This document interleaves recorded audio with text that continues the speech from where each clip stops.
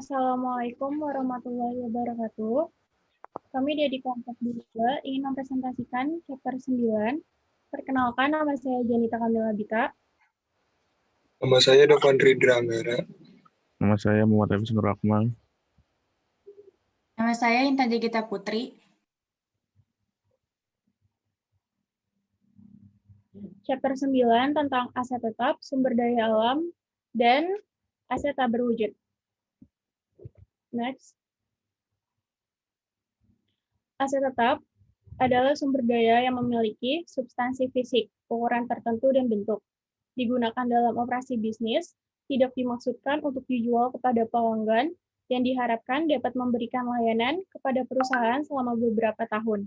Kecuali untuk tanah, aset tetap menurun dalam potensi layanan selama masa manfaatnya. Next. Menentukan biaya aset tetap. Prinsip biaya historis mengharuskan perusahaan mencatat aset tetap pada harga perolehan. Biaya terdiri dari semua pengeluaran yang diperlukan untuk memperoleh aset dan membuatnya siap untuk digunakan sesuai dengan tujuannya.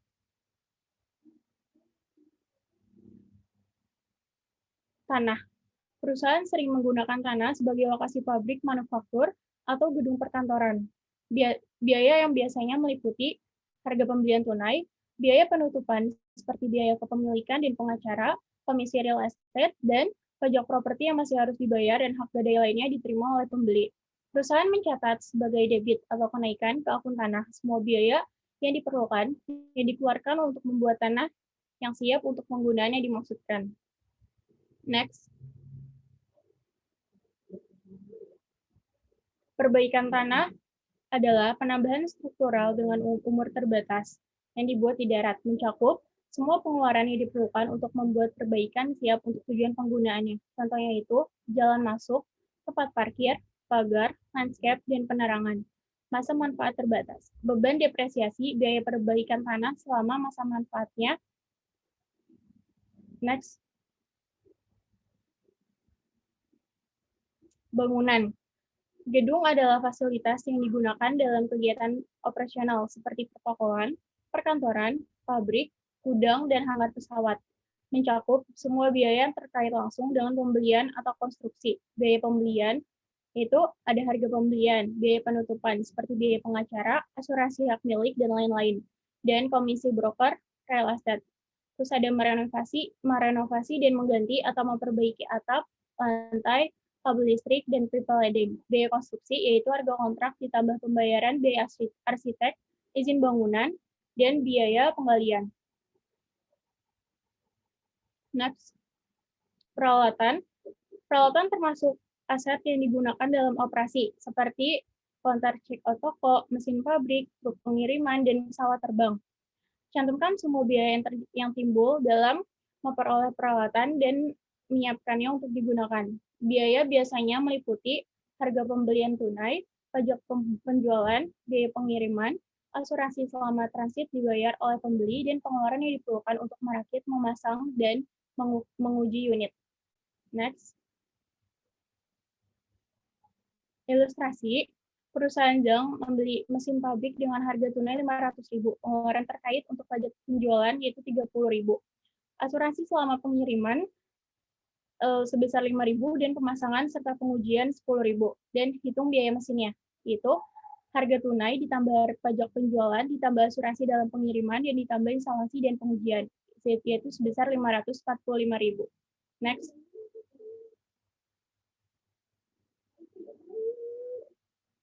Zhang membuat entry ringkasan berikut, yaitu peralatan pada kas sebesar 545.000. Next. Ilustrasi lagi, perusahaan Huang membeli truk pengiriman dengan harga tunai 420.000. Pengeluaran terkait adalah pajak penjualan sebesar 13.200, pengecatan dan penulisan huruf 5.000, lisensi kendaraan bermotor 800, dan polis asuransi kecelakaan 3 tahun sebesar 16.000. Hitung biaya truk pengiriman, yaitu harga tunai 420.000 ditambah pajak penjualan 13.200 dan ditambah lukisan dan tulisan 5.000. Jadi biaya pengiriman truknya itu sebesar 438.200. Next. Jadi ada peralatan di debit 438.200, biaya lisensi, beban lisensi 800, asuransi dibayar di muka 16.000, dan di kreditnya itu ada kas sebesar 455.000. Next. Pengeluaran selama masa guna. Selama masa manfaat aset tetap, perusahaan mungkin mengeluarkan biaya untuk perbaikan, penambahan, dan peningkatan biasa. Perbaikan biasa adalah pengeluaran untuk menjaga efisiensi pengoperasian dan umur produktif unit. Contohnya adalah tune-up motor dan penggantian oil, pengecatan bangunan, dan penggantian roda gigi yang sudah usang pada mesin. Next. Metode penyusutan, yaitu proses pengalokasian biaya dari aset tetap selama masa manfaat atau layanannya, secara rasional dan sistematis. Proses alokasi biaya bukan penilaian aset, dan berlaku untuk perbaikan tanah, bangunan, dan peralatan, atau bukan tanah, dan dapat disusutkan, karena kemampuan menghasilkan pendapatan dari aset akan menurun selama masa manfaat aset. Next. Intan tuh. Faktor dalam menghitung depresiasi itu ada 3, 1 biaya, 2 kehidupan yang berguna atau umur yang berguna, dan 3 nilai sisa.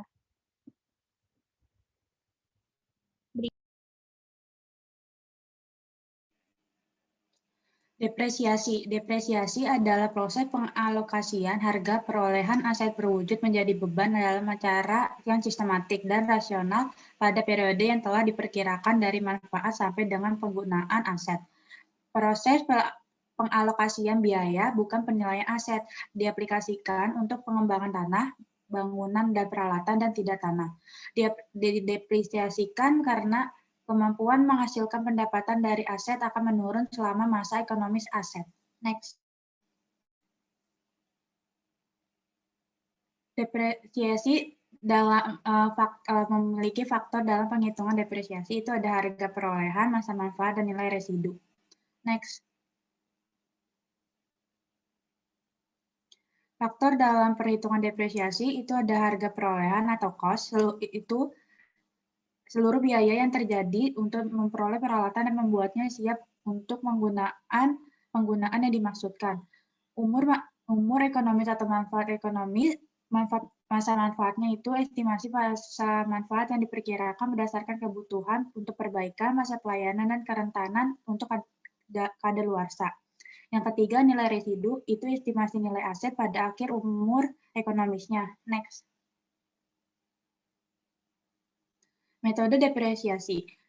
Tujuannya untuk memilih metode terbaik yang mengukur kontribusi aset ke pendapatan selama umur ekonomis. Contohnya ada metode garis lurus, metode unit aktivitas, dan yang terakhir metode saldo menurun. Next.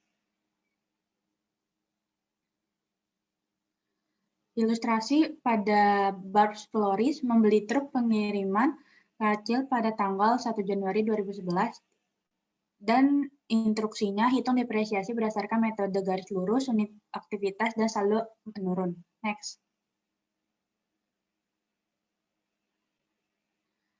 Metode dengan garis lurus itu beban jumlahnya sama setiap tahun. Biaya yang dapat didepresiasikan itu harga perolehan atau cost dikurangi nilai residu atau residual value. Jadi cost dikurang residual value itu menjadi depreciable cost. Tapi kalau misalkan cuma cost doang, langsung depreciable cost itu langsung dibagi dengan useful life per tahunnya, sama dengan jadi depreciation expense. Next.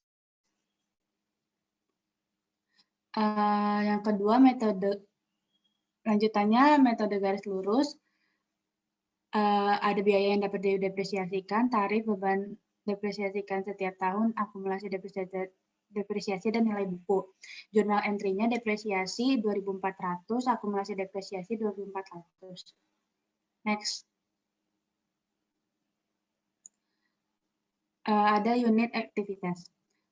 Perusahaan mengestimasi unit aktivitas total untuk menghitung biaya depresiasi per unit. Beban variasi berdasarkan unit aktivitas, beban yang dapat didepresiasikan, harga perolehan dikurangi nilai residu.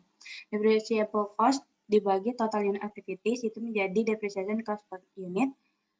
Depreciable cost per unit dikali unit activity per tahunnya menjadi depreciation expense. Next.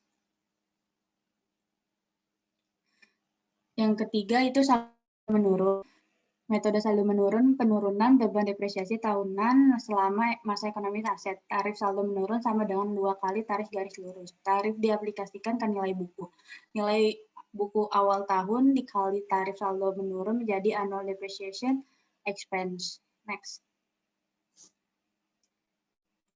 Ilustrasi selanjutnya, Barbs Flores membeli truk pengirim kecil pada tanggal 1 Oktober 2011.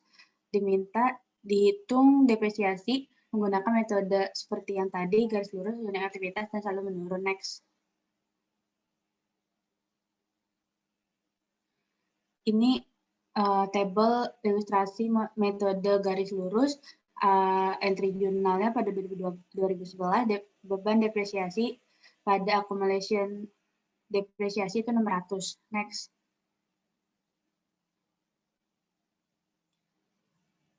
Pada metode unit aktivitas itu jurnal entry-nya beban depresiasinya 1.800 pada accumulation depresiasi 1.800. Next.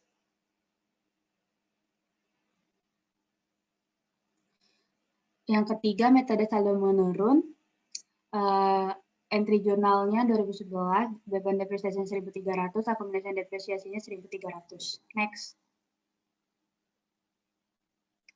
Depresiasi dan pajak penghasilan.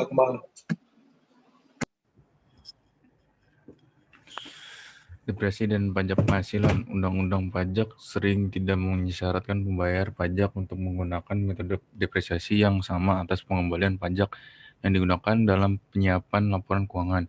Banyak perusahaan menggunakan metode garis lurus dalam laporan keuangan mereka untuk meminimalkan laba. Pada saat yang sama, mereka menggunakan metode saldo menurun ganda untuk pengembalian pajak mereka untuk meminimalkan pajak penghasilan mereka.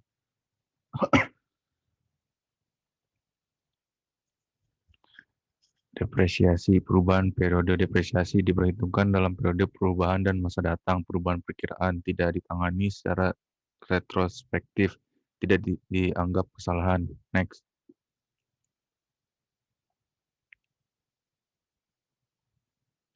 Revaluasi aset tetap. IFRS mengizinkan penilaian kembali aset tetap ke nilai wajar. Ada dua.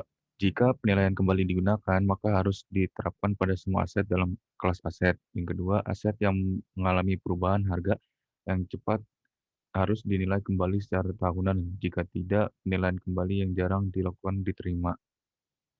Next. Pengeluaran selama masa manfaat. Perbaikan biaya ordinary repairs, pengeluaran untuk menjaga efisiensi operasi dan kehidupan unit yang produktif. Debit, beban perbaikan atau pemeliharaan yang dimaksudkan dengan pengeluaran pendapatan. Pengeluaran selama masa manfaat, penambahan dan perbaikan additions dan improvement, biaya yang dikeluarkan untuk meningkatkan efisiensi operasi, kapasitas produktif, dan masa manfaat aset tetap. Debit, aset tetap yang dipengaruhi, yang dimaksudkan dengan pengeluaran modal. Next. Pelepasan aset tetap. Perusahaan melepas aset tetap dengan 3 cara: penghentian, penjualan, dan pertukaran dalam lampiran. Mencatat depresiasi sampai dengan tanggal pelepasan. Mengeliminasi aset melalui 1. Pendebitan, akumulasi depresiasi, dan pengkreditan akun aset.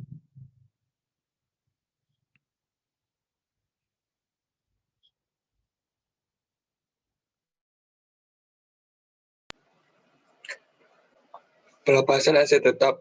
Penjualan aset tetap bandingkan nilai buku aset dengan dana yang diterima dari penjualan.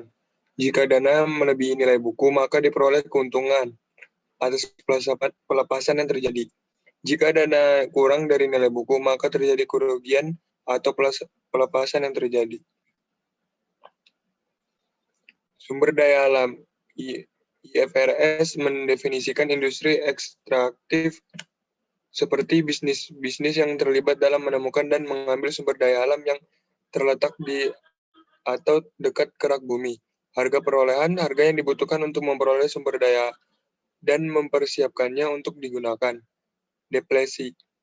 Alokasi harga perolehan menjadi beban dalam cara yang rasional dan sistematis selama masa manfaatnya sumber daya itu.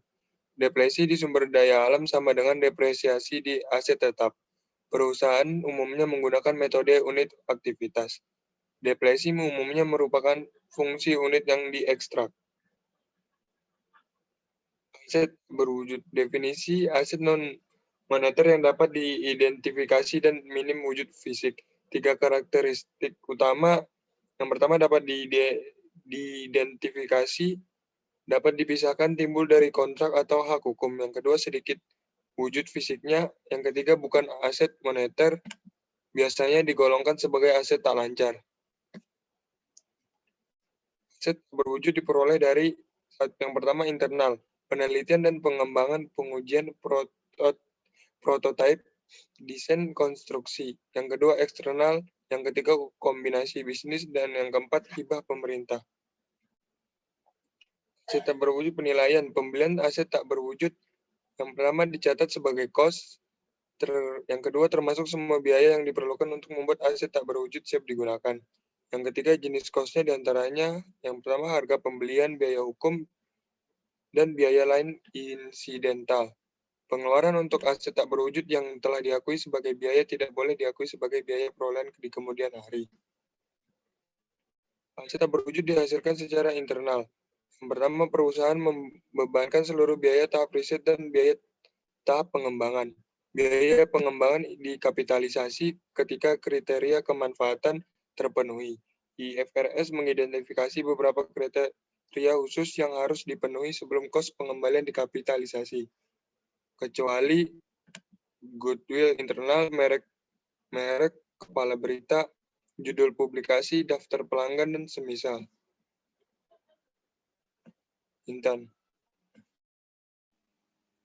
Soal L85 LO2 buku besar Costello Company pada akhir tahun berjalan piutang $110.000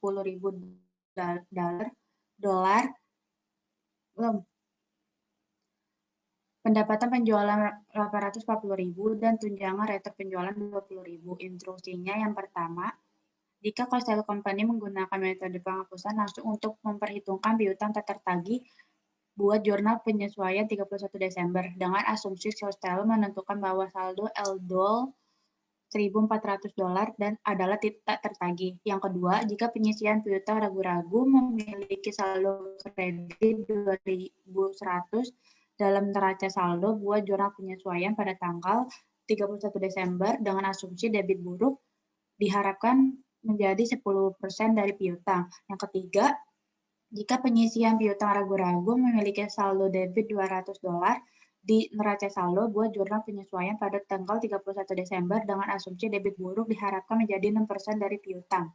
Next. Pertama, pada Desember 31 itu bad debt expense terhadap account receivable 1.400. Yang kedua, Desember 31 bad debt expense terhadap allowance for the full account atau AFDA itu 8.900 dari $110.000 dikali 10% dikurang 2.100. Yang ketiga, Desember 31 itu bad debt expense terhadap AFDA 6.400 dapat dari $110.000 dikali 6% dikurang 200. Next.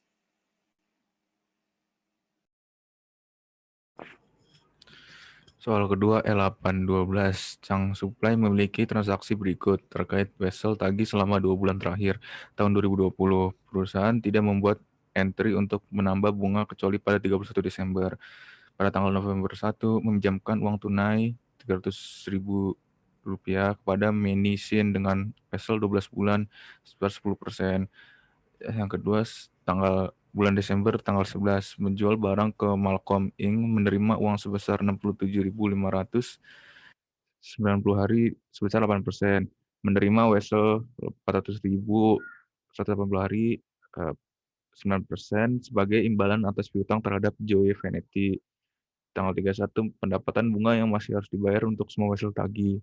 Instruksinya buat jurnal transaksi untuk pasokan Chang abaikan harga pokok penjualan. Yang B, catat koleksi uang kertas SIN saat jatuh tempo pada tahun 2021. Next. Yang A, November 1, notice receivable-nya 300.000, cash-nya sebesar 300.000. Desember 11, notice receivable-nya 675.000, sales revenue-nya 675.000.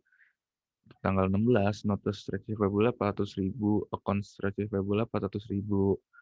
Tanggal 31-nya, interest receivable-nya 23.145, interest revenue-nya 23.145.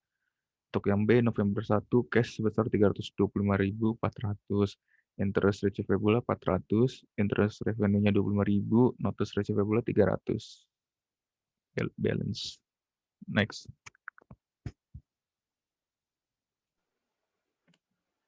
Soal E814. Perusahaan Vandiver memiliki transaksi terpilih berikut. 1 April 2020 menerima wesel untuk 12 bulan 12% dari Goodwin Company dalam penyelesaian piutang 30.000.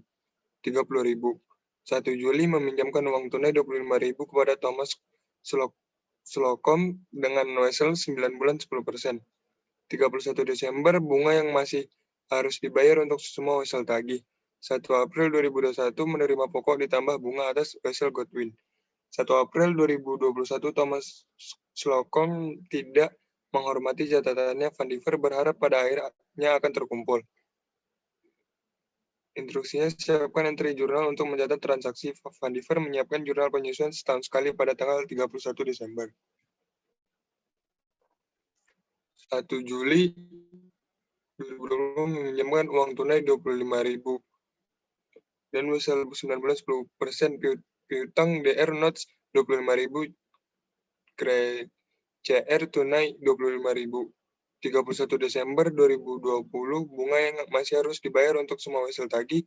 DR piutang bunga 3.950, CR pendapatan bunga 3.950. 1 April 2021 menerima pokok ditambah bunga atas wesel Goodwin, DR cash 33.600, KR piutang wesel 30.000, CR pendapatan bunga 900, sisa bunga 3 bulan, CR piutang bunga 2.700. 1 April 2021, Thomas Slocum tidak menghormati catatan yang berharap pada akhirnya akan terkumpul. DR piutang 26.875.000, CR wesel tagih 25.000, CR pendapatan bunga 625, sisa bunga 3 bulan, CR piutang harga 1.250. Piutang bunga pada 31 Desember 2020, catatan Goodwin 30.000 dikali 12% dikali 9/12 sama dengan 2.700. Catatan Slocum 25.000 dikali 10% dikali 6/12 sama dengan 1.250. Jumlah pemilik bunga 3.950.